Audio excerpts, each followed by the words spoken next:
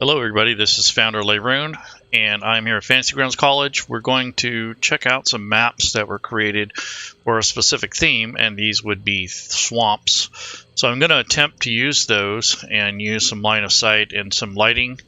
Hopefully I can show you guys a few tricks, and maybe you guys will have some ideas of your own. So I will check the chat occasionally. I don't have anyone moderating, so I apologize if nobody can answer your question right away. So I'm going to get started. I'm going to turn down the music or the background noise, and we'll get started. So the theme of this show is basically the swampy kind of bog, fen, whatever you want to call it, locations. So depending on your campaign and where these exist, they could alter slightly. So you might have a salt marsh or some kind of bog or a big swamp or a fen or moors or whatever you want to call them. So these are basically some maps that I had collected over the years. I have a map by Moepsii and another map by Chris. So we'll take a look at those, and then I'll start using a little bit of line of sight and some tools to help enhance the maps. So hopefully these will help you in the future. If you're watching this video in the future or after the broadcast, it is May 26, 2021. I suspect that some of these features will change over time, but for the meantime, let's see what we can do. So I have a map that I've added to my asset library. So usually that's the first thing you do if you don't already have a module that's created that includes maps. So you probably want to learn how to do that. So if you go to your assets folder, and you go to images, you are not going to have a campaign folder right away until you open up the folder and put an image back there in the campaign folder directory. And then you hit the refresh folder assets button, and Fantasy Grounds will rescan, and then the campaign folder will show up at that point. And then when you double click it, it will give you preview images of what you put in there. So as you can see, I have preview images of the swamp thing that I've made. So that you can get an idea of what you're going to be opening before you do. So you can create an image record on this, or you can set it as a background decal, and that's kind of what I've done here. Although this particular image has an effect on it to kind of help it blend in with the background a little bit more, instead of just being a square or a rectangle. So the first map I'm going to bring up is this jungle dragon lair. I've used this in other videos in the past. It's one of my favorite jungle swamp type things. So let's take a look at this. So I'm going to double click on it. And as you can see by the preview, it has some features that will help us illustrate line of sight and occluders and stuff. So this is kind of a cool top-down view. This could be a cave, or it could be open to the air. I imagine that it's going to be a cavern, and it has light coming through. So it might be a half shell of a rock. Maybe it's a geode that fell and cracked in half. Who knows? But there's a major entrance, and then there's a minor one on the back of it. So let's see what we can do with this. So the first thing I'm going to do is create this to be an asset in the campaign. Right now, it's just part of my assets folder. It's really not part of anything yet. And I'm going to close the asset window in the background. And what I want to do is open up images. And I already have a group made, so you want to make a new category if you're going to build your own module, or if you want to add it to something. It's a good practice to have a different group when you're adding things. So the next thing I'm going to do is create image record.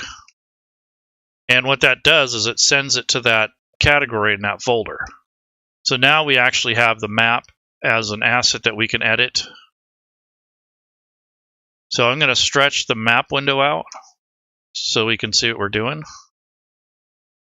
And you notice the map is oriented horizontally. So we need more horizontal than vertical.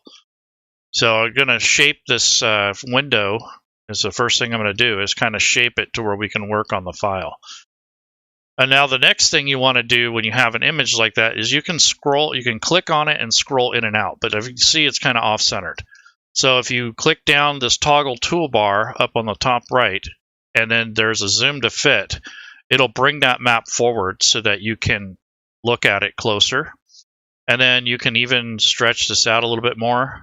I think just a tad bit more would be nice.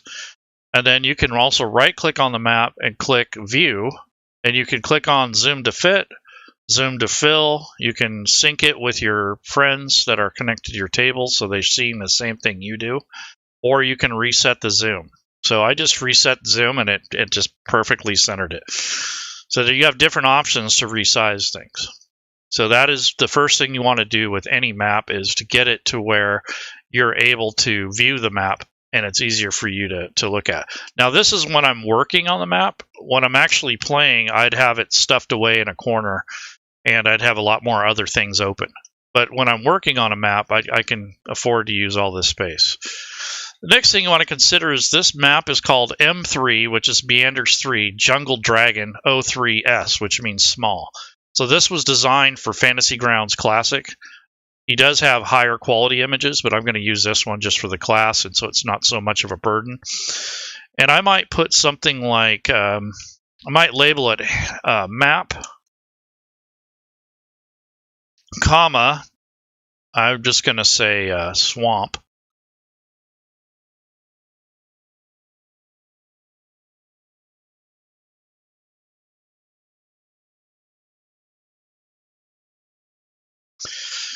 So I just put map, comma, swamp, underscore, dragon, underscore, lair.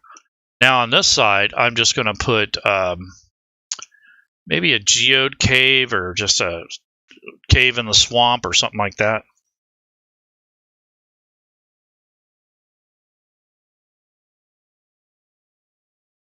Cavern in the swamp.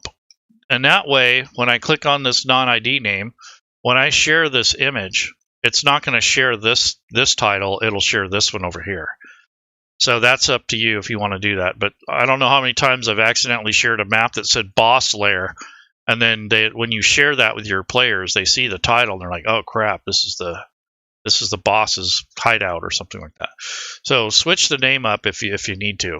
Sometimes it's just a bunch of numbers and characters, but by doing this naming convention, it's a good practice, because what happens is when you come over to your images section in your group, it'll alphabetize or organize your images. So you can have map, comma, whatever the type of image it is, or handout, comma, whatever the image is, and then maybe one other, which might be diagram or something like that, comma, whatever it is. So that way, when you're looking at the list of items that start collecting in your map area, it will be more organized. So that's why I would name it that way. Don't rename the file when you are in the middle of creating content. So in other words, don't go to your assets and go to your folder and rename the file just so it matches up with the title up here. If you do that, you'll break all your links. So if you're going to organize your files that way, do that ahead of time. Don't do it in the middle of working on a project, because the file name of the file affects the links and the directories and everything else. So you can change the name of the file here in Fantasy Grounds, but don't go in the back end and change it unless you do all of that up front and then do it. Don't do it in the middle of doing a project. The other thing is make sure that you name it with a good naming convention so you understand it, and that it's organized to a point where when you open up this list, it's not 100 different little files that have tons of different titles and names. Sometimes it'll just be a bunch of numbers and characters, and you won't know what it is until you open it. So you want to make sure that you organize that and then put them in its own group. I call this group Map Practice because I'm using this as my practice stuff. And that way, when I select this particular section, I know exactly what's in there and they'll be organized. So here's another thing. Here's a map that's a tributary. So if I double click this, it brings up a map that I haven't worked on yet, and it's a tributary map. So what I would do is go map,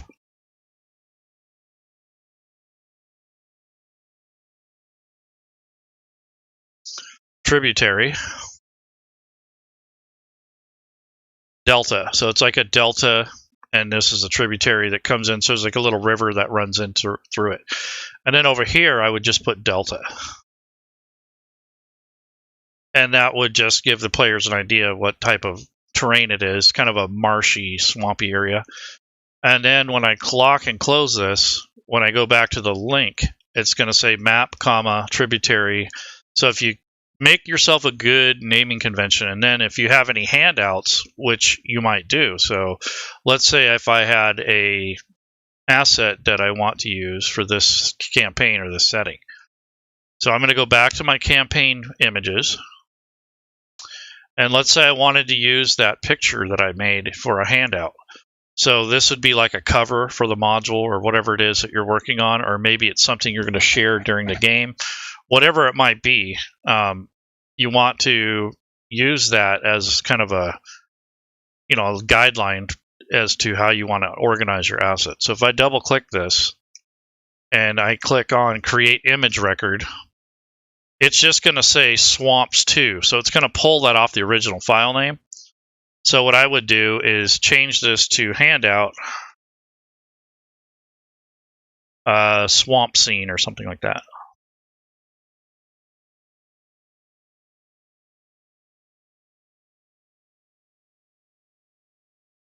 And it might also be a cover or something. And then on here, you can just put swamp art or something like that for your players. So that way, when you're using this, it's going to organize the images by the name of the title. Now, it's going to initially inherit the name of the original map title from the file. If you don't like that and you don't want to have to come in and rename them all, do it up front. So map all the maps to a specific format or title.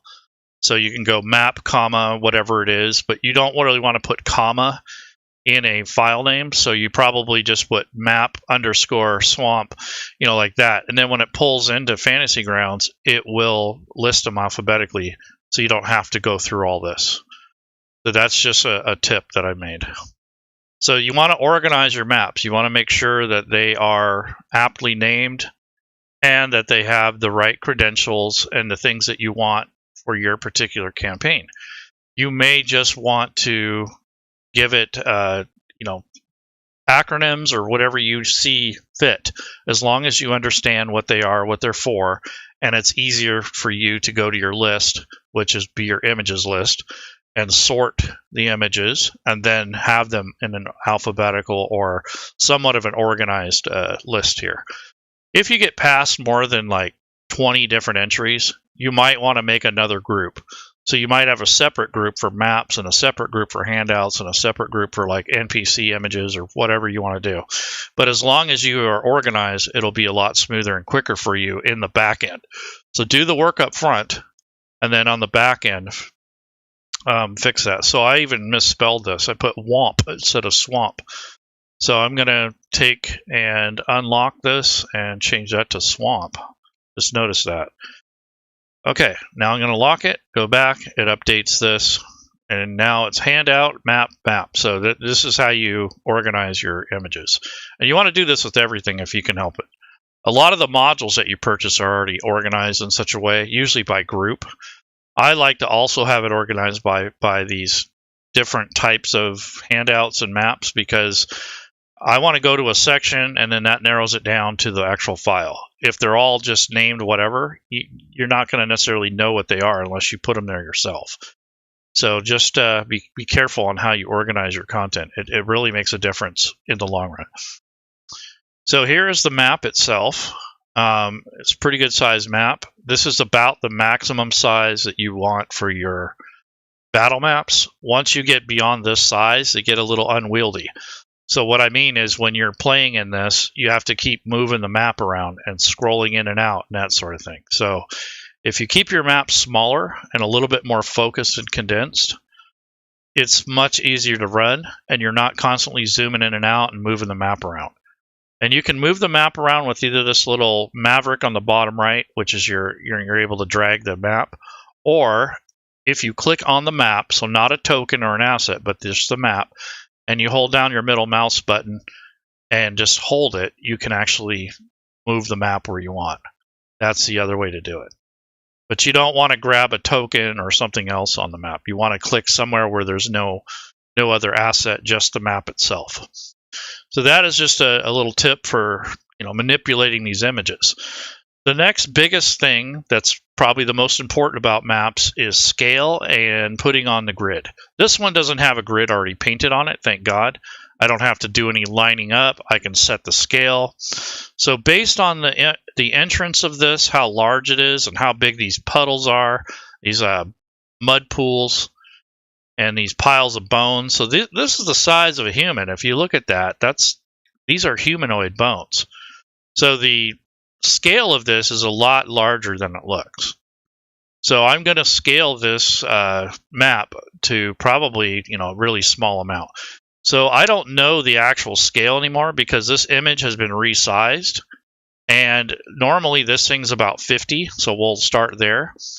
But you can also right click on the map and draw your own layer by clicking on layers, and then you just click on set grid and you just left click and drag.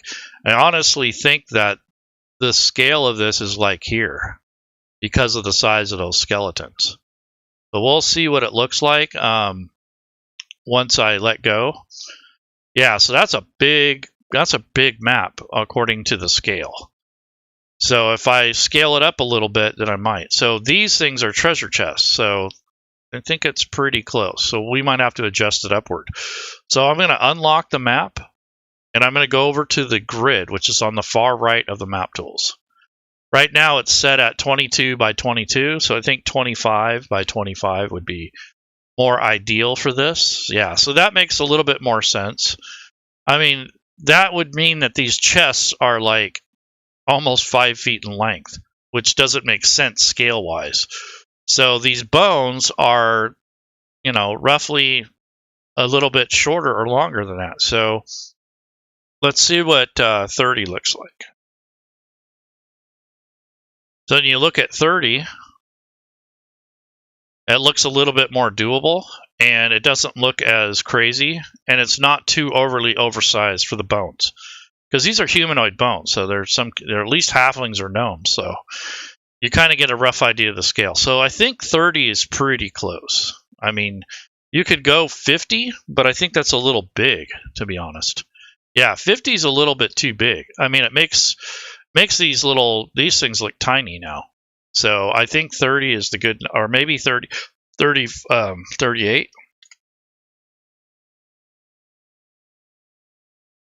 Now, even that looks a little crazy. 35, let's try that. So getting the scale to be more realistic and accurate is helpful in trying to set up your assets and anything you want to add to the map. So I think that's pretty good. I mean, other than the chests, yeah, that looks pretty good. So 35 is probably the ideal number. So that's a matter of taste and what the scale of the map is and what your source is and all that sort of thing. If you have a map that already has a grid on it, you're going to be fighting that unless you actually know the dimensions. So that is something you want to watch out for when you're trying to use maps in Unity. So then, or even in Classic, you still have to scale. So I think this is a good number. And then on the edge here, I want this to at least meet up with the edge of the map. So I'm going to nudge this thing down, and there we go. So I want this on the edge of the map, but centered. So that means I'm going to zoom in and look at that. And yeah, it looks pretty good. Let's look at the bottom and see where we're at on that. That's kind of another way you can check to see if it's too far off. So that's a little bit off. So what I would do in that case is I'm going to move this up. So I'm going to center it on the map and not so much on the grid. So that way it's kind of centered somewhat. Yeah, there we go. And then I'm going to move it over to the left a little bit so it's not completely centered there. And I want to look at the other size, and that's not what I wanted to do. Yeah, it is. So I'll move that over some. Actually, it's the other way. No, that's right. So there, it's off there. It's off a little bit here. So all I'm trying to do is kind of get the map centered a little bit more. That way, it'll look a little bit better. And then if you wanted to play around with it, like I can go down to 30 again, which would probably fix that problem. So let's see what we got. Yeah, so 30 is actually a good number for this. So it's a lot closer to the scale of it. And it doesn't really matter that much because it's not any like hard features like walls or anything. So it's not going to affect the play that much. Yeah, so 30 is the number to have. You can see it's pretty much square all the way around. So 30 is the number to beat. So there we go. So that is basically how you line up a map. Even if you don't have a grid, it's good to have the map actually centered in between these scaled areas. So that way, these are actually 5 feet and they're kind of squared up with the outer areas. I mean, it's not that critical at this point, especially this type of map, but it does make a difference. So next thing we're going to do is the map itself is pretty nice, but I don't like the grid on it so bright and so crazy looking. So we can take and once we place a grid and we have it sized and positioned, now I'm going to take the tint and I'm going to pick a color off the map to tint this. So instead of dialing this in manually or clicking on this to change the color, which I kind of like that because it shows up really nice, but I want to actually have it blend in a little bit more with the background. So I'm going to take the eyedropper and I'm going to hover it over these green areas and click there, and that's going to help the grid blend in where it's not needed in this case. So it looks pretty cool. Or I can pick the color of this tree over here and make it a little lighter. I think I like that even more. And you can turn the alpha down, which is the transparency. So now it won't be so obnoxious. So you still have a grid on the map, but it's not so visible to where it ruins the visibility of the artwork. So I kind of like that kind of that pea green, I guess, and it's a little bit bright, so you can still kind of see it. And I think it needs to come up just a hair. It's just a little bit too invisible. I think about 200 is good or so. There we go. And you can type it in too. So I typed in 201 for the number. Yeah, that's a little bit better. So you can see the grid, but it's not too ridiculous. Okay, so that's the first step. Is you got the grid on there, you've organized all your files, and now you want to start placing line of sight. So I already got everything named. I have the grid set. Now the next tool that we want to use is we're going to be using the line of sight tool, which is the brick.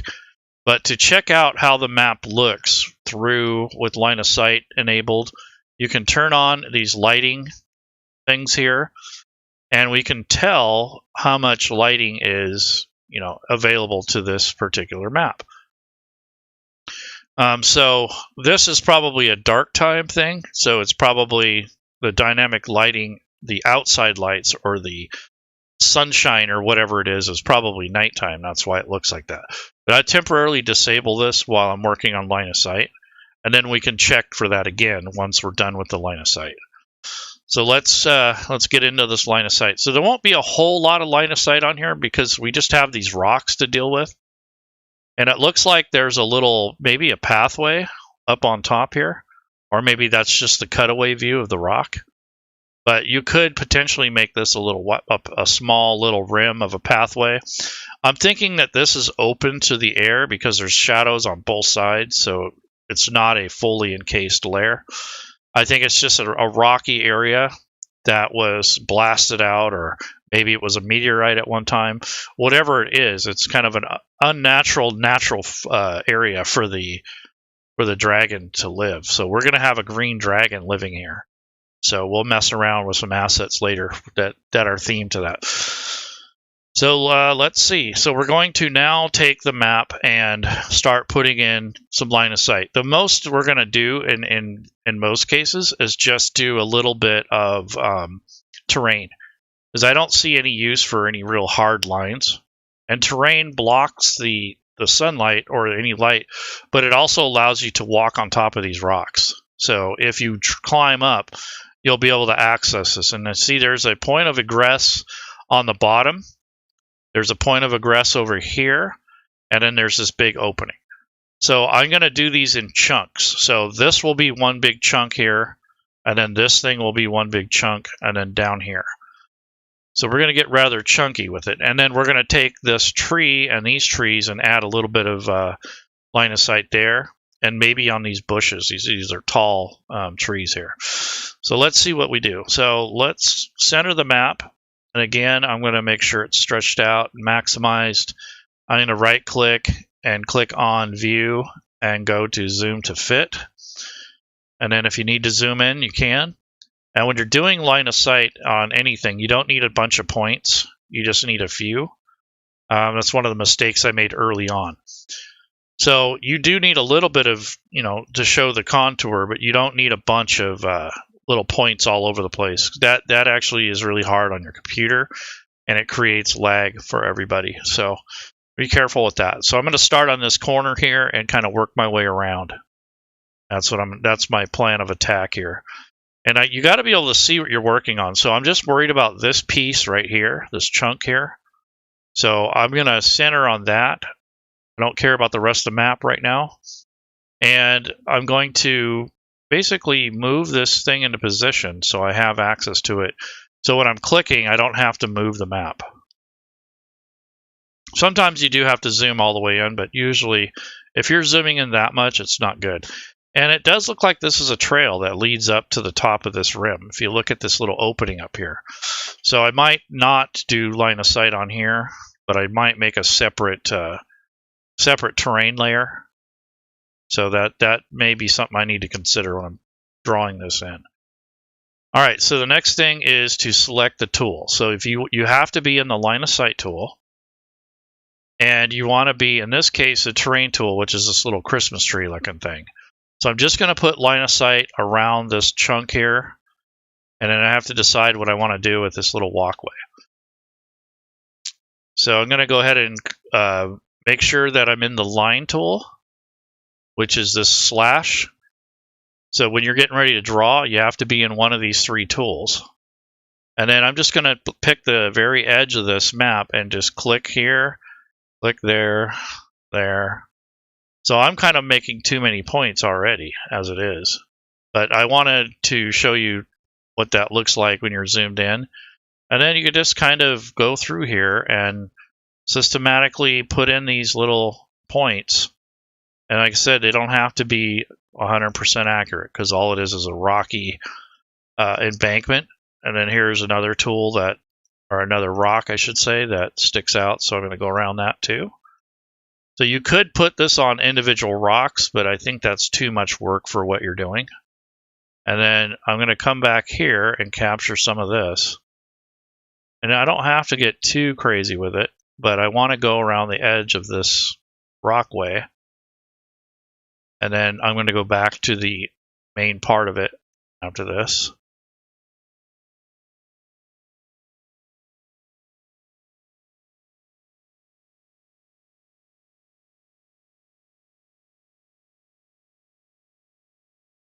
So this is just what the doctor ordered here. So a little patience, time.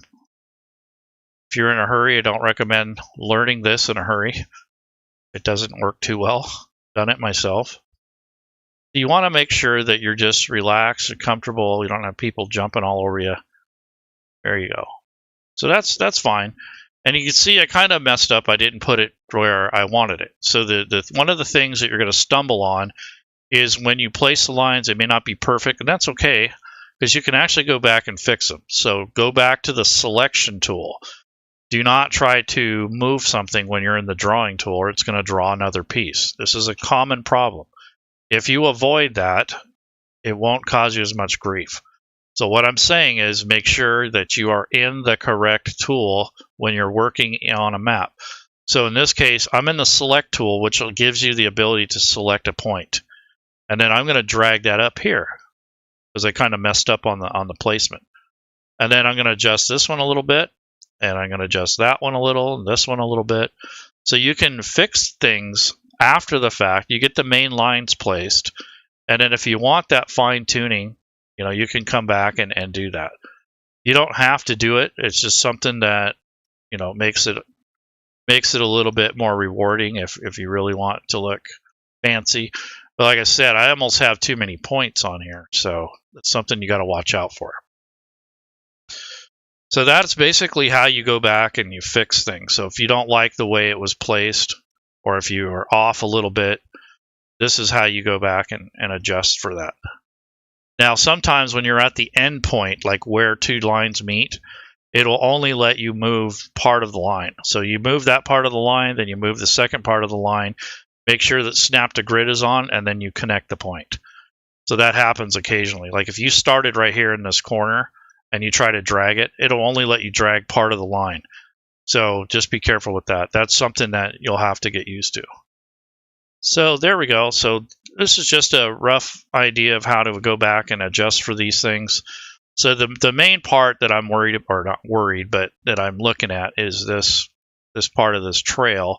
I want to make sure that I have the optimized amount of space, because when you put a token in a small area like that, it's really hard to move it. So you want to make sure you have ample amount of room for your tokens, and you're not too far, into a feature or too close. Usually you're too close, and that sucks for gameplay. So I'm just kind of going through and kind of working on the little finer details of this tighter area, because I don't want to have to keep moving the tokens through and hitting shift.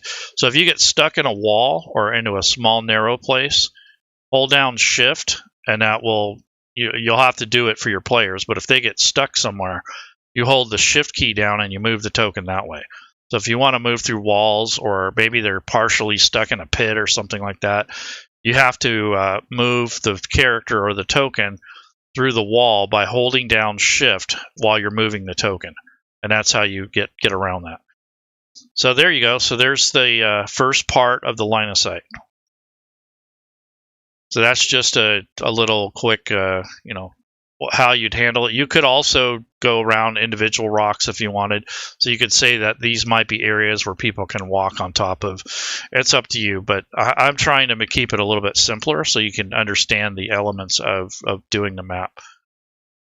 So the next step is I'm going to grab these trees while I'm over here. So there's 3 large trees that go above my head. That's kind of what you want to think about is, 6 foot or higher, you might want to put some kind of line of sight or occluder or something. So these are the trees. So I'm not going to do the entire tree. I'm just going to do the trunks.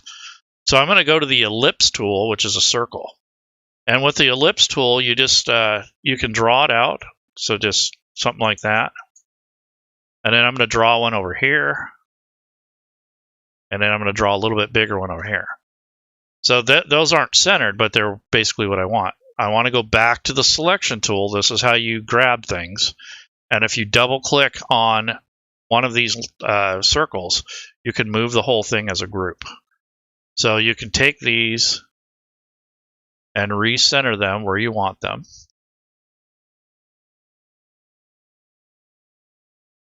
Just like that. And then, if you want to, you can zoom in with the selection tool selected, and you can kind of just bring this in to where it's actually looks like it's part of the tree trunk and not just a circle. So you can kind of adjust here if you need to. When I mean here, I mean up close next to the tree trunk. So you can do that to kind of give a little bit more shape to the tree trunk instead of just a circle. So like this here, I'd probably put, that, or you can make this a part of the trunk. Well, however you want to do it. But I think by having them like this, it kind of gives you the illusion that it's a natural feature instead of a round statue or something like that. So that's just kind of a rough contour of the shape. So here's a bigger trunk. So any of these dead spaces, like here, I would fill those in, which is air, basically. And then there, and then some of these trunk pieces, like you might want to point outward towards the actual trunk itself, or the bigger branches, I should say. So this is just a way to kind of enhance the map and make things a little nicer. There we go. So those are just the trunks of the trees. I didn't put line of sight on everything.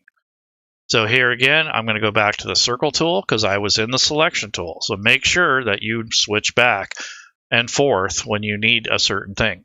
So here I'm in the ellipse tool, and I'm just going to draw the ellipse. I don't care how accurate it is right now.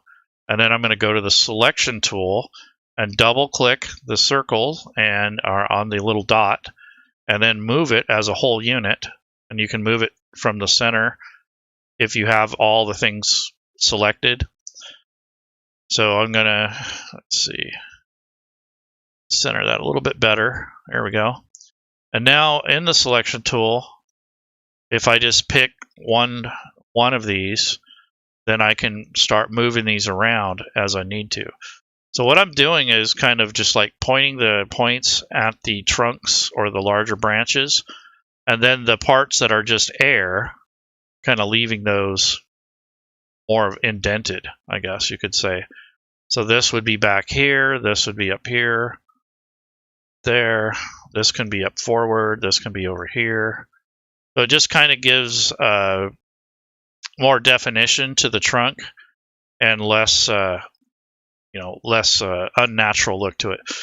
So those are just things that you can do to speed up the process a little by taking and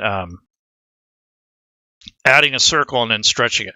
Now these branches are pretty tall, and they are basically they're just points of where you would have line of sight, and the line of sight is going to intersect here. So this probably wouldn't be as important. I'd probably just leave that. It's not going to affect gameplay a whole lot, and you kind of want the light to shine through that anyway. So I'm just going to focus on the line of sight on the actual structures themselves. So here again, I'm going to focus on this chunk up here. So I want to go to the line tool because I was in the select tool. So you got to make sure you toggle over to the tool that you're going to use. And I'm going to start on the edge and just start clicking on the outer periphery of this structure, or in this case, this rock formation. So I don't really need to divide every single rock. I'm just kind of using the natural contour as a guide.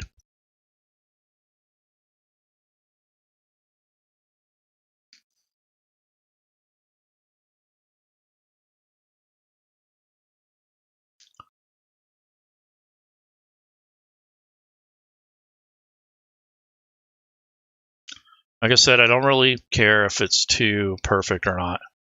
Like I said, if you make too many lines, it's going to slow down your computer and it's going to make it hard on your players. So you don't need 50,000 of these little points. In some cases, I already have too many. Once you're done with a line, you either double click or you hit escape. That way, it's not drawing anymore.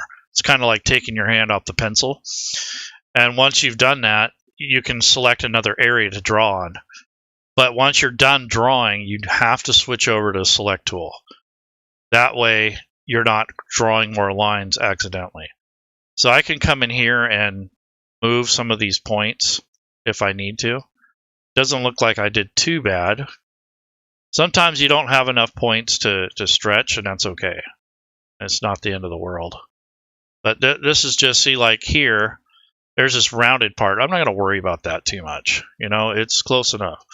And then you have this area here. You have this. And here's where these two rocks meet. And then this is another point. Another point. So you can adjust these a little bit if you need to. But you don't need to get every single nook and cranny. I mean, there's really no need for it in most cases. So that's something you have to get over. Making this a perfect map is not ideal for just playing the game. Now, if you're going to sell it commercially and you really want it to look polished, then maybe you would add a few more points. But really, there's no point in doing this if you, no pun intended, but there's no reason to add so many data points to the product, because you're not really playing for, maybe if you're playing for money or, you're online streaming or something, maybe, but I don't see the need for it. So just prioritize what's important to you. Make sure that whatever it is that you're working on is, fitting the scope of what you're doing. So if you really want to build a beautiful map with all kinds of assets, and yeah, you need a little bit more accuracy, a few more data points.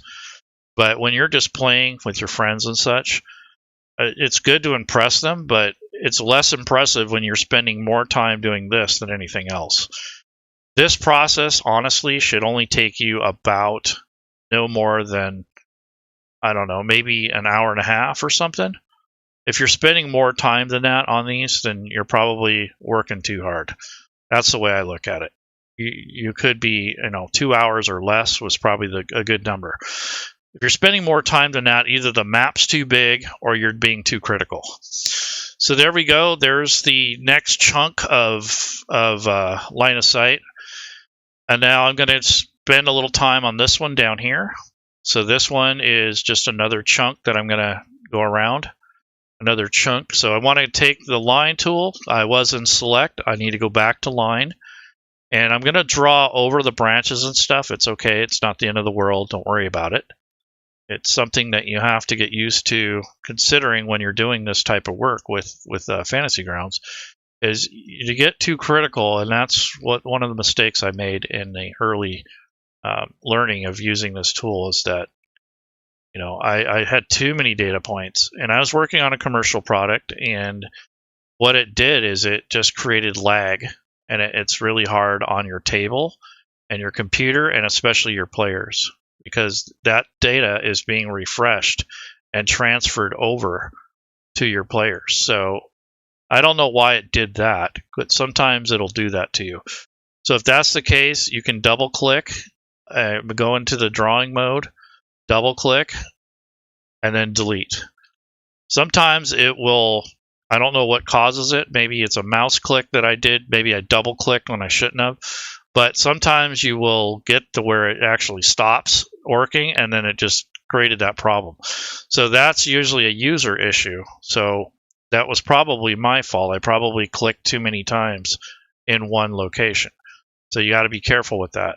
So when you're clicking these points, make sure they're measured and you're calm and you're not all pissed off and you're just being one with the map, and you're running the game. You don't let the game run you. So you do whatever the heck you want. You don't have to do what I'm doing, and you certainly don't have to listen to me. But if you want to stay out of trouble and not get all upset and angry and frustrated, then take some of these tips to heart. So all I'm doing is just single clicking, and do not hold the mouse button down, because that actually plots points every few seconds. So you want to just click in here and grab as much of this content without making too many points, and then you can go back later and adjust them if you need to. So I'm just kind of going through and creating my own lines through the tree here. It's okay. It's not going to kill anything. There we go. So I double clicked on that last point, and it gets me out of the drawing mode for a second. It just basically lifts the pencil off the table. Now I'm going to click for selecting. Now you have to go back if you want to, and go back and move these lines around a little bit if you're so inclined. I'm not going to spend any more time doing that, but I wanted to show you that. So if I wanted to, I can go back and adjust all these and make them prettier, but it's hard to resist. Believe me, I want to go back and make this perfect, but it's really not worth your time. So you just got to be careful with, how much time do you really want to spend on this? And that's what you have to consider when you're making these maps. I mean, most modules come with maps. Most of them already have the line of sight built into them, so you don't have to go through this. However, if you want to add your own assets, this is something you have to tackle and come against eventually. So you want to try to learn as much as you can. Practice is the key. Practice. This video isn't going to teach you everything. You have to go in and put in your time and actually do this stuff. Because if you don't, it's going to be foreign to you. You're going to forget. It's going to piss you off, and then you're not going to like the tool. When really, it's on you. It's not Fantasy Grounds. It's getting to know the tool. And that's what we usually recommend when we teach classes is put your time in. There's no easy button. You have to do it. Do the work. That's what it comes down to. So that's that chunk. And then I have one more big piece here. But that is basically how you do the line of sight when you're trying to wrestle with creating your own map. So I'm going to quickly go back to the line tool and just kind of, I'm going to haphazard this thing. I don't care how beautiful it looks right now. As you can see, I kept going back and adjusting those lines, and I didn't really have to, but it's just a natural tendency for people to want to do that. And there's really no good reason for it. Unless, like I said, you're creating this for a commercial product. But even then, you're going to take a big performance hit because you're being too critical. See here, I just did it again. Dang it. So what I did is I double clicked here and that ended the line. So be careful when you're clicking. So if you go too fast, this is what you're going to get. So I need to go to the selection tool, double click, and just delete it. I'm not going to fight it and try to go back and fix it. So I'm going to go to the line tool again and start over and learn from my mistake, which was clicking too many times in the same place. So sometimes Fantasy Grounds will pause for just a second. When it does that, let it do its thing, let it think, and then plot your line. You'll notice that you'll get a very slight amount of hesitation. When that happens, you need to let it think. Otherwise, if you double click on accident in the wrong place at the wrong time, you're going to get that issue. So be careful doing that. As you can see, I lost a little bit of work because I was going too fast. I was impatient. I didn't notice that it was trying to let me know that it's thinking. And I also was just in a hurry to show you guys the features, but that's actually not a good idea because that's showing you how to hurry and not actually relax and do the right thing. So I apologize because I'm just trying to get through this line of sight area, which takes a while because this is a big chunk. This is not normal. This is something that, and see here, you might not want to cover that rock face because it is a feature that's facing you. So that's another thing to consider when you are creating this line of sight is you don't necessarily have to cover the whole rock. Maybe that face of the rock is facing you. So it's hard to say what you want until you actually start doing it. And now you can see I've already kind of started getting lost. So I need to zoom back out, figure out where I'm at. And then I'm just going to come back through here, even though I don't know exactly where the rock is, unless I zoom all the way in. I'm not going to zoom in. That means you're just being too critical. So I'm going to go around these rocks and make it happen and not try to worry too much about perfection. It is hard for me to do, though. It is. It's a real fight. I have to stop and say, look, you're only doing this for an hour. You're not trying to build this for Wizards of the Coast or for Paizo or someone like that. You're just doing a tutorial. You're showing the people how to use the tool, and relax and not be so weirded out by it. And it's really not that bad once you play around with it. So that's the big chunk there. I'm not going to adjust that thing, but I am very tempted to. But it's one of those things where you just get kind of crazy and you just get too deep into it. You're trying to be perfect. Okay, so that's basically the line of sight. And then you can check it by going to the play tool. And you can turn on the light tool. And you can turn on the player view. Right now I don't have see, if you go to the light tool and you go to player view, it's black because this is nighttime. And without a player on the token or a token player on the map, there's no way to tell. So the ideal situation would be to grab an NPC or a player. In this case, I have Angela Maps. And when I add her to the map, it will show what she sees. So she doesn't have any light source right now. So let's see what happens. So if I grab her token and throw it on the map, and I take possession of it, she's not going to see much but the darkness of the moonlight. So that's what she sees. It's absolutely nothing. And that's because this is encased, and also because she is basically inside of this pit. So what I want to do here is add something to her for light. So I'm going to go to the light tools up here, which is in the effects button. And I'm going to give her a torch. So all I have to do is drag that onto her character sheet. And now she has torchlight. So now when you take her around, she can see inside the cave better. And she's still at nighttime, but at least she can see inside this cave. Now what I might do is, since it's open to the air, I might shade these areas where the shadows are. So what that means is putting a mask on the structure of this where these shadows exist. So what that would entail is this. So let me move her token back here. And then I'm going to go to the lighting tool. And then you hit the sunshine icon, which is the ambient lighting.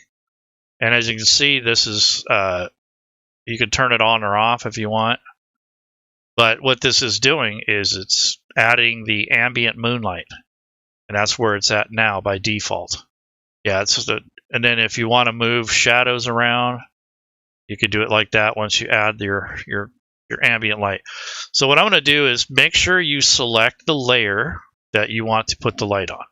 So I want the ambient light to be on the layer with the map. And once I'm done, I'll lock it. So here I'm going to change the light. I'm going to change the preset to probably dusk, something like that. And then you can kind of see the line of sight a little bit better. And I'm going to put a mask. And what I'm going to do is hide the shaded area of the map. So let me see with the shadow length. Yeah, so the shadows are off right now for the actual ambient light. But I'm going to take and put shadow around here. And I'm going to do that by drawing. So I already have a mask on it. And it's the, this kind of dusk. So I'm going to hit the Alt key, and I'm going to draw around and trace just around where the shadows are already drawn. So that will make it more shady. So if I come through here and just kind of trace around, I'm holding down the Alt key. And you notice I'm not perfect. I just kind of have an idea of where the shadows fall in regards to this, the way the map was painted, and kind of grab. See, I think I'm doing this wrong. Yeah, I'm doing it backwards. But basically, what I should do is draw this in and through here, through these rocks, and then make it to where when the shade or the shadow is present, that those areas are going to be in the shade. So this is so that the dawn or the moonlight or whatever doesn't come inside there. And you can see it's a little bit off, but it gives you a rough idea of different levels of shadow. So to make it more ideal, I'd probably have to go in and fix that and redo it. But you get the idea of what this looks like. So you put like if you're indoors, fully indoors, you would put a mask and mask off that area. So that way the ambient light from the sun or the moon or from the sunset or sunrise doesn't affect inside of the area. So if to make this actually cleaner, I think it'd be better if I just did that. But the problem is that the sun direction is coming in from there, and that kind of messes up the ambient lighting. So you can change the direction. So what I'm going to do is extend the shadow and the length of the shadows. And then you can change the direction. So I might just change it backwards into here, like the sun's coming from this direction. And that helps a little bit. And then the length of the shadows, they're not as apparent in this type of color, but you can pick whatever color you want in regards to the type of light you're getting. So you can dial it in. So if I want to match this, I can do that. So that would be more of a nighttime thing. Or you can switch it to that, or you can switch to one of the presets. So here's sunlight. This is regular daylight. So, and then when you have, if you want to move the token, you're going to switch to play mode. And then I'll move her token up, and you can see the line of sight working and the shadows. And then to preview what she sees, I can do it like that. And this actually shows what she's actually looking at. So this button, or this enable player disable view, there's a toggle. It's Control P. When you're running the game, this is what you're going to see. When you need to know what the players are looking at, you just use the temporary Control P. When you're working on the map, or you really need to see what's going on when there's no light, you can keep that on and move around, but then you're not going to be able to see anything very well. So you got to turn that on and off as you need it, and Control P is your friend. So, and if you have it on all the time, you can do Control P as well, and that will remove the player view. So you can pick and choose how you want to use that in your game. So that's basically how the shadows and such work. If you were going to add anything, like maybe there was a torch in the one of the alcoves or something, you can add that light. So what I'm going to do is actually, in the back here, I'm going to put some sort of gemstone or maybe a dragon's egg, and then put a glow on it so you can see how to add lights. So the first thing I want to do is go to Assets. And I'm going to type in the Images area, and I'm going to type egg.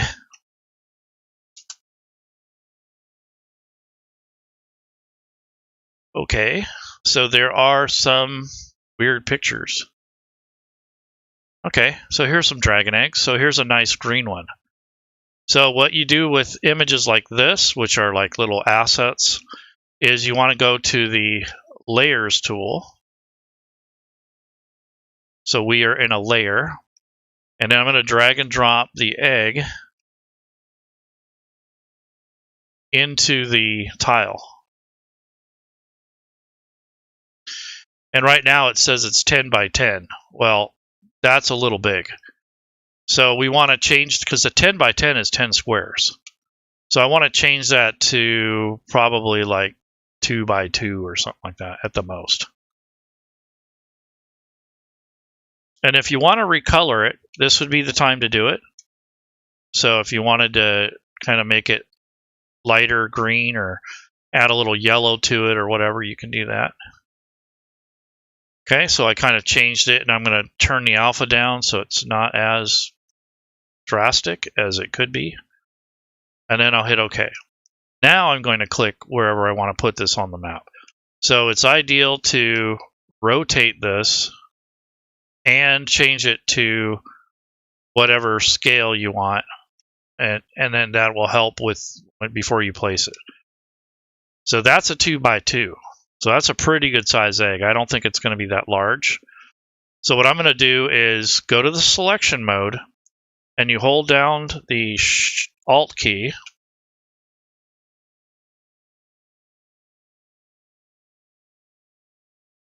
and that lets you do this. So you got to be careful with that. Or you hold down the Shift key, and it will do it proportionately. So if you hold down Shift, you're going to get less of that distortion. If you hold down Alt, you'll have a lot more freedom to stretch it. So make sure you're in the selection tool. If you're in the stamp tool, it's gonna do it again. So I might want to do it again. So this is a dragon egg. So I can hit the duplicate layer.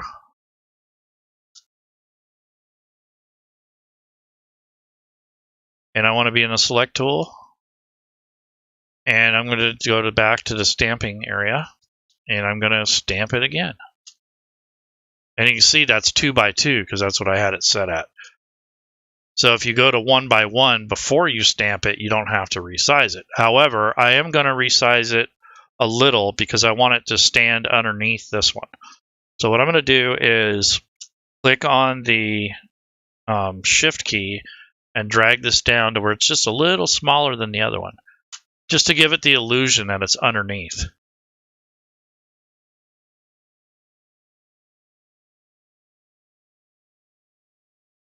And then I'm going to change the location of it.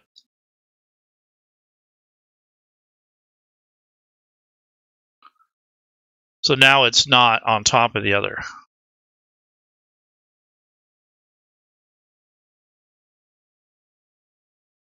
There we go. I had an extra layer in there.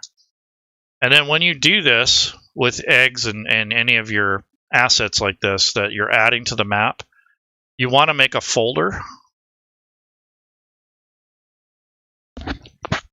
And I'm going to call this asset layer. And then you're going to drag these eggs into the asset layer. It's still in the same. Oops. See, I was on the tile tool, not the selection tool. There we go.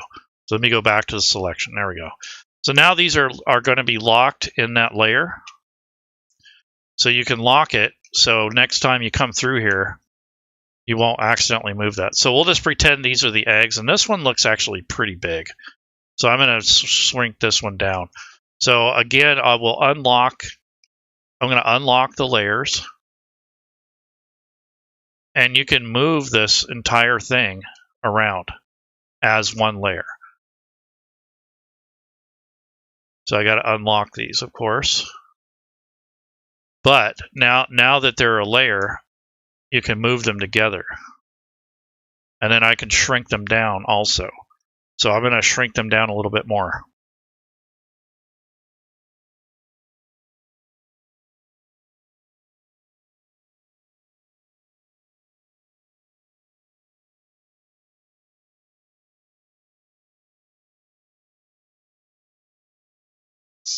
You can also turn on and off the visibility. So I have this little egg selected. I'm in the selection tool. I'm going to unlock it.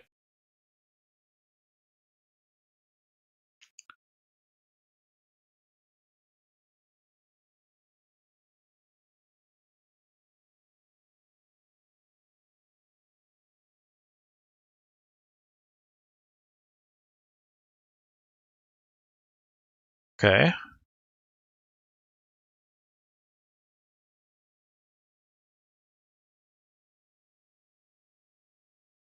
And then you can turn off the snap tool.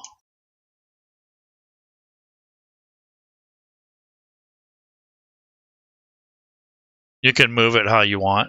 And then I'm going to scale this up a little bit. So this is going to be 0.75.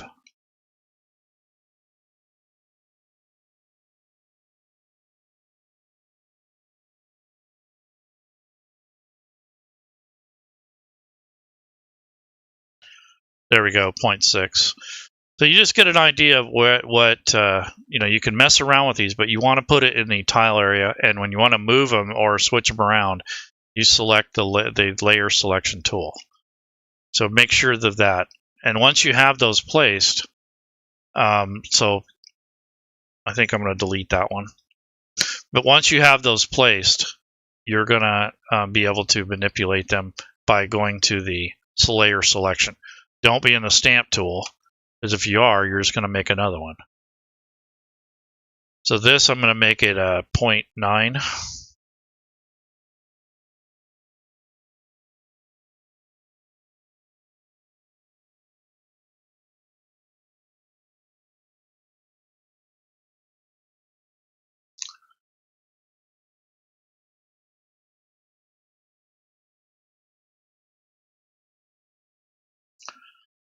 There we go. And then you can change the color.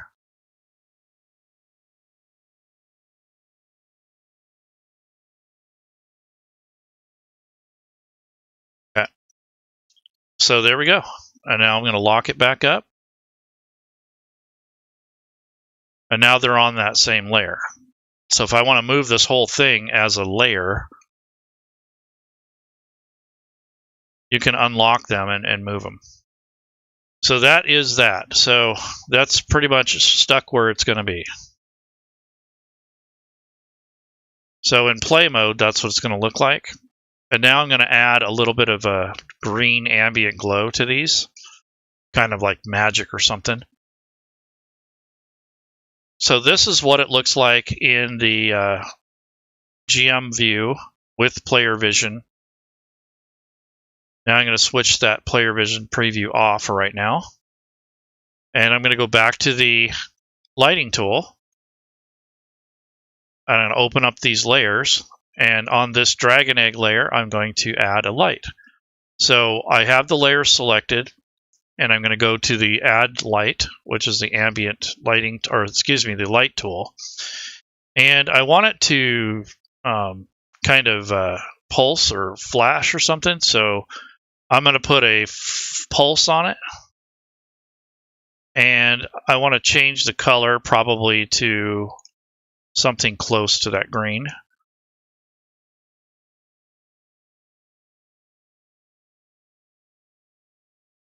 And I'm going to soften it up a little bit.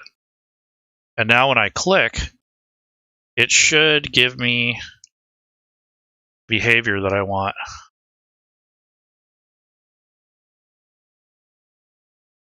It's pulse.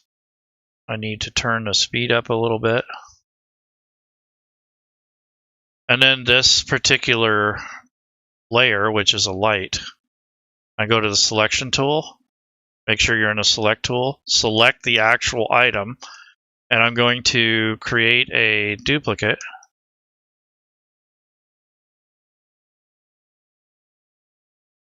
And move it to this one. And it has the same color. But I want to change the speed a little bit. And if you want it to act like anything like, let's do like a light spell, you can change that if you want. But I kind of like the, just a, maybe a lamp radius. And I'll do the same thing for this. So I'm going to add the lamp radius, or behavior, I should say. And then instead of a flicker, it'll be a pulse. Same thing with this one.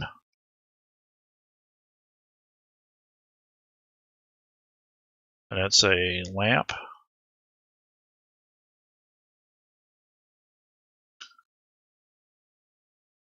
And then it's going to have pulse. Now I want to change the color, and I want to turn down the flicker amount. So I'm going to change the color to probably a light green. And then I'm going to do the same thing with this one. Change the color to like a light green.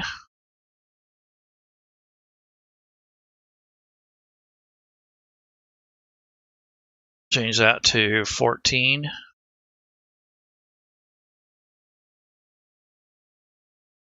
Why is this one not doing anything? It's like it's not active. So it's a lamp, and it's got pulse. And I'll say its pulse is slower because it's a larger egg.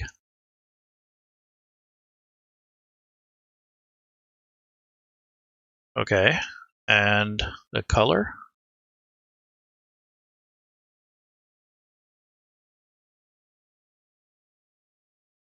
Okay. Let's see. Yeah, not sure why that's not taking the attributes. You have the wrong one maybe selected.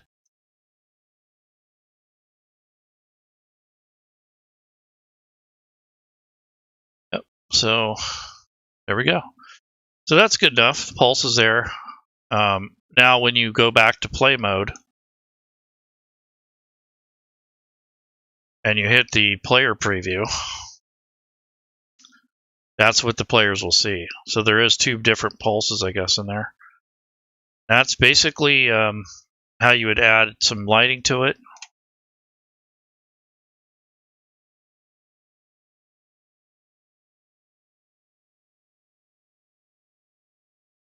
So now this is what Angela would see. So some of the sunlight is canceling out the ambient light, but then you have the treasure over here. So she's checking that out. There's the green dragon eggs. So pretty cool. So you can do a lot of things with mapping. I think that's good enough. I've rambled on for a while. So this is kind of just a theme thing that you can play around with. And also, hopefully, you enjoy it, because it's supposed to be enjoying. You're supposed to enjoy it a little bit. You don't want to get all pissed off and angry just because you're struggling with the tool. It's going to take a little while to get used to. So with that said, I think I'll call it a day. If there's any sort of questions, go ahead and ask now. I'll wait for a couple of minutes. This is just a quick overview of what I wouldn't say quick, but it was an overview of how the map tools can be used in your situation. So without further ado, I think I'm going to go, but I'll wait another minute and see if anyone has any questions in regards to the map tools. If not, I will call it a day and go do my chores, and I got some cooking to do. So if anybody has any comments, leave them in the chat or in the YouTube channel. This will be up there shortly as soon as I quit the stream. I want to thank all of you for joining me. I'm going to add this to the existing list that we already have out there for the map tools. So if you guys are interested in this, if you want to do a little bit more hands-on or more direct training, I'm going to be running this on Friday about this time this week. So in a couple days, I'll be running this again in the Fantasy Grounds College, and the class is filling up. So if you guys want to join a class, you're welcome to. The descriptions and the links for joining our community Discord is there. And that is that. So what is this here? Okay. Let's see. I'm gonna refresh. Yep. Okay, guys. I think that's a good stopping point. I will go ahead and add things and make things go away, and we'll do more of these streams in the future.